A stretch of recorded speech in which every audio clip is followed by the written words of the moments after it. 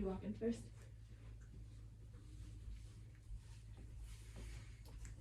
Okay, so my name's Jalen. I'll be your nurse today. We're going to be completing a physical assessment. So while you were just walking in, I was assessing your gait, your kind of like your personal hygiene, your appearance, your affect, and your posture. All right, so we're going to start out. I'm just going to ask you a few questions, and I just ask that you be honest. So first of all, can you state your name and date of birth? Lauren Brosnahan, and my date of birth is 12/08/99. Can you tell me where you're at? I'm at Jalen's house And can you tell me why you're here? to practice physical assessment.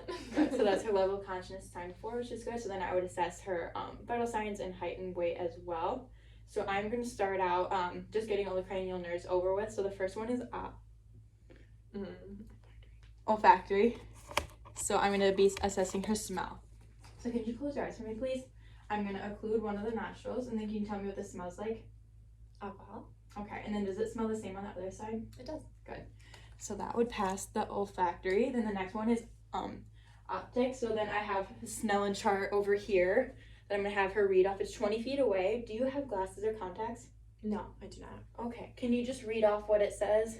A, B, C, D, E, F, G. Good. And then I also have this card, and I'm going to put it 12 inches away from your face. And can you tell me what it says? Jalen is the best. That's true. All right. So that's the second one. So then next we're going to be doing 3, 4, and 6. So that is 3, 4, and 6.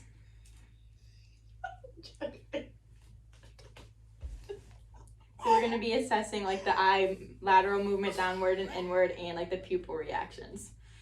Okay. So first I'm going to be just shining a light in your eyes, and then can you just I'll kind of explain it as we go. Here you go.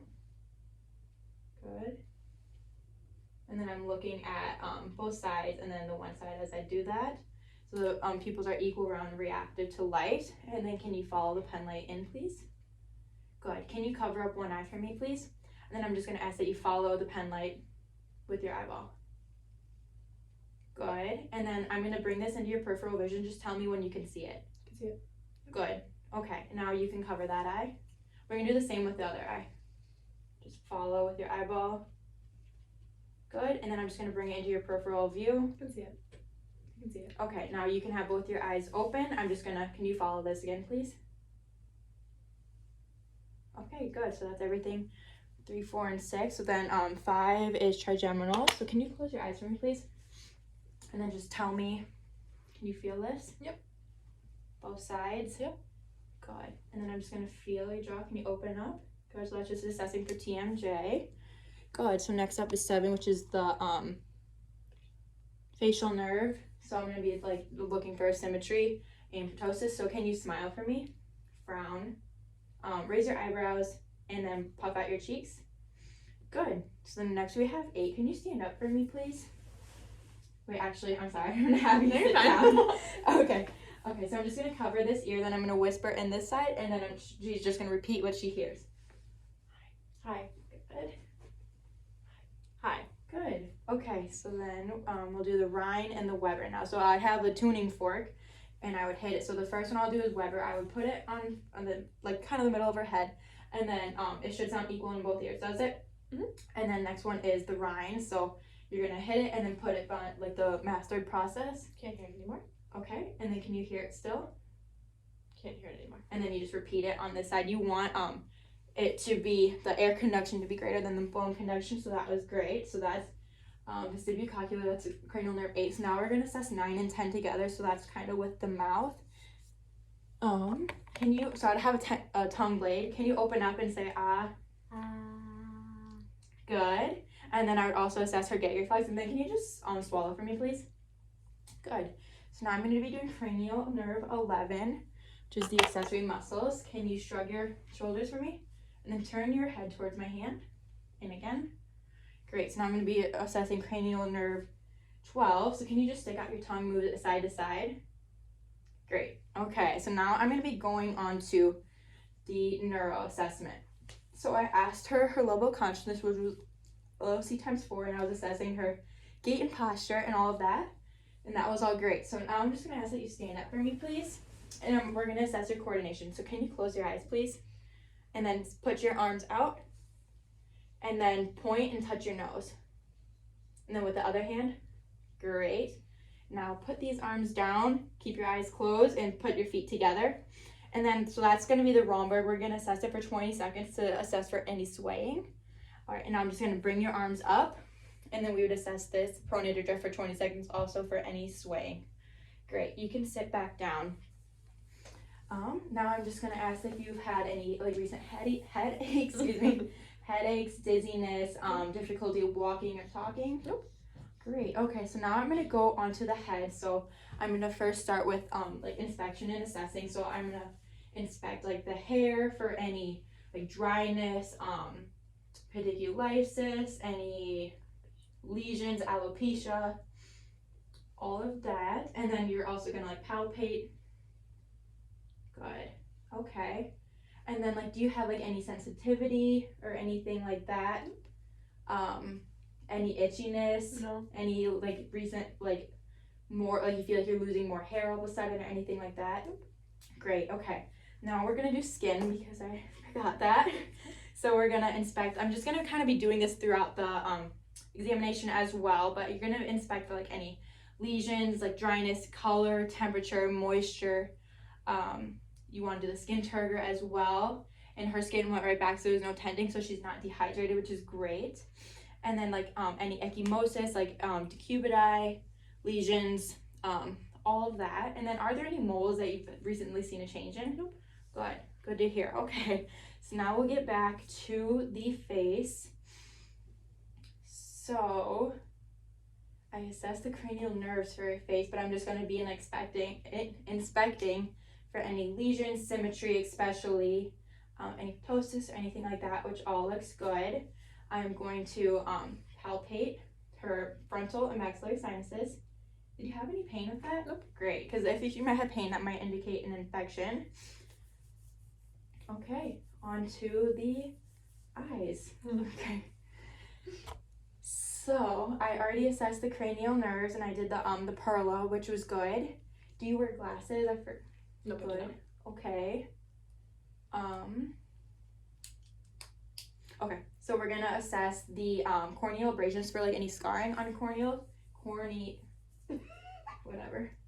At 45-degree angles. So I'm just gonna shine the light. 1 second. At a 45-degree angle and just like assess for any corneal scarring.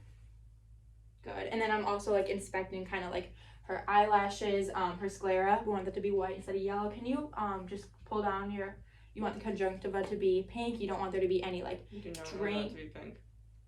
That's not your conjunctiva. Like under your eyes. Your conjunctiva is something else. What's this? I don't know. You want this to be pink, like under the skin. I would just say like under your eye. Okay, like an under eye skin. Just like conjunctivitis, like it's like the pink. Oh, right. You know what I'm talking about? Yeah. How though? You want like this under area where you pull down to be pink. My bad. And then you want to, no, you're good, thank you. You want to assess for like any drainage, any like swelling around the eye, like a sty, or like any exophthalmos, which would indicate like a thyroid issue, hyperthyroidism, and then like maybe any crusting, because that may also indicate an infection. So get back to the eyes. Where was I? So then we did the corneal abrasion test. Now we're going to do the glaucoma, which is performed at a 90-degree angle. Good. And now I'm going to do strabismus. So you're going to do it from 12 inches away, and the light should shine equally in both eyes, which it is, so that's great. And then when we completed this, Nillan, you said you do not have any contacts or glasses, but do you have like any vision, like headaches with your vision, or any floaters, seeing any halos, any like recent vision change where it's getting blurry or straining? And I just had my eye doctor put not that long ago. Good, and make sure you're just staying up to date with those, about like one every year or so. Good to hear. Okay, so now we're gonna move on to the nose. So I'm gonna inspect it first for like any redness, any polyps, lesions inside the nose, deviation, like symmetry, all that, and that all looks good. And then we already assessed the olfactory nerve. Do you like ever have like any bloody noses, any recent colds, drainage? All right, good. So now we're gonna move on to the mouth. So first I'm gonna inspect the outer, looking at the lips for like the color, any cracking, like moisture, dryness. Can you open up your mouth for me, please? So right now I'm looking at the inside of her mouth for like pink mucous membranes, and that there's saliva when she lifts her tongue. I'm looking at her teeth for any for teeth hygiene, and also for like any broken teeth or any missing teeth. And then now, can you stick your tongue out and say ah? So I'm looking at like the tonsils, look good, and her tongue as well. Also has like appropriate color. It's not like a beefy red, which might indicate a vitamin B12 deficiency, and it does not have any furrows, which is great. When you also want to look at the inside of the mouth for any like white patches, which might indicate like a thrush infection. So everything looks good. Do you have like any difficulty like chewing, eating, swallowing? Nope. Any changes in like hoarseness or your voice? Nope. Good to hear. Okay, so now I'm going to move on to the neck. So I'm just going to inspect for like any lesions or anything like that, and now I'm going to inspect for jugular vein distension. So I'm going to have, she would be 45 degrees up in a bed, 30 to 45 degrees. I'm going to have her turn to the side, and then you would like inspect for like the rope like it would be kind of like sticking out. And next I'm going to, then I'll do it on the other side. Looks good. And then you want to do the carotid, you want to palpate the carotid pulses one at a time. You don't want to do them both. Good. And then you're going to auscultate for the carotid bruit. The bell. With the bell. Good. Don't hear it. Good. And then again, I'm just going to ask if you're like having any like neck pain or if you have any difficulty swallowing. Good. And then we're going to do the thyroid.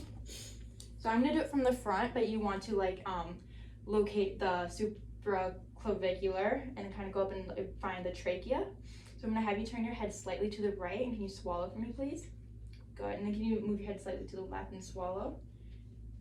Good. And we're not having any tracheal deviation, or like I'm not feeling any abnormal masses or anything like that. So that's great.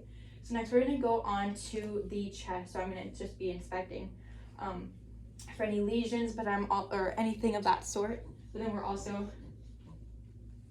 going to do the ears first. Sorry. So we're going to inspect the outer ear for like any redness, drainage, inflammation.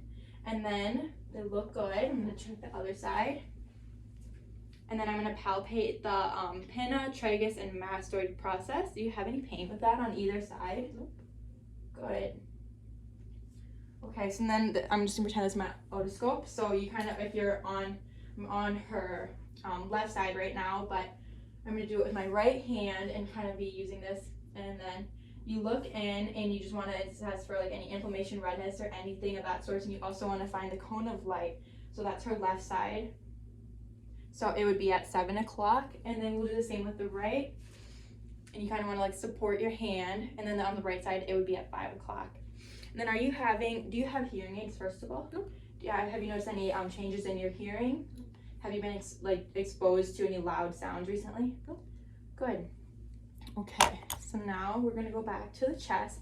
So we kind of inspected, but with the chest, we also want to kind of look at the AP diameter and the transverse diameter, and we want the transverse diameter to be 2 times as wide as the AP, because if the AP was larger, that might indicate CO2 retention, which is common with like COPD or emphysema, which is like the barrel chest. So now we are going to auscultate.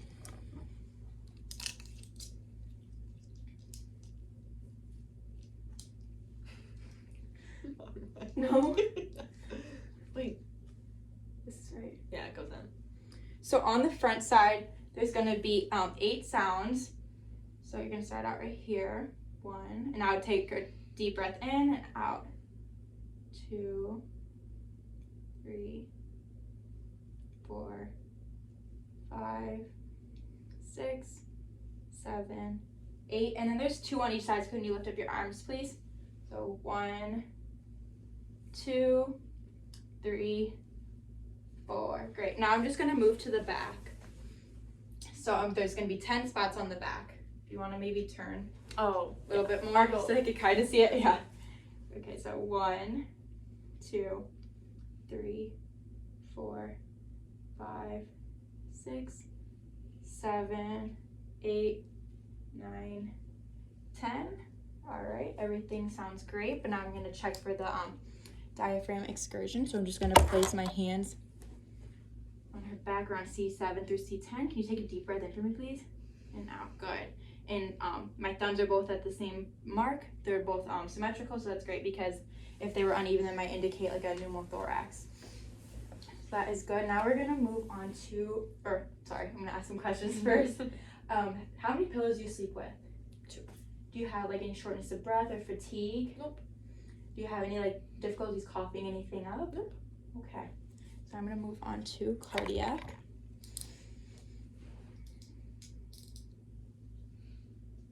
So we are going to auscultate the 5 sounds. So there is the aortic, which is the second intercostal space on the right side. And then we have the pulmonic, which is second. And then herbs, which is the third intercostal space. Then we have tricuspid, which is the fourth. And then the mitral, which is the fifth, this is kind of like also the apex. So I just listened with the diaphragm. So then I listened to all these spots again with the bell. Okay, and then can you please lay on your left side for me? Mm-hmm. So right now I'm going to be auscultating for the S3 and the S4 sounds, which are actually abnormal heart sounds. And that's at the apex of the heart, which is the fifth intercostal space. Using the bell. And I didn't hear that, so that's great. You can sit back up, please. Thank you. So you inspect and you auscultate. Do you ever feel like you have like a racing heartbeat, like palpitations? Nope. Any shortness of breath? Nope. Fatigue? Mm-mm. Any chest pain at all? Any chest pain that radiates maybe to your arm, back, jaw? Nope. Good to hear.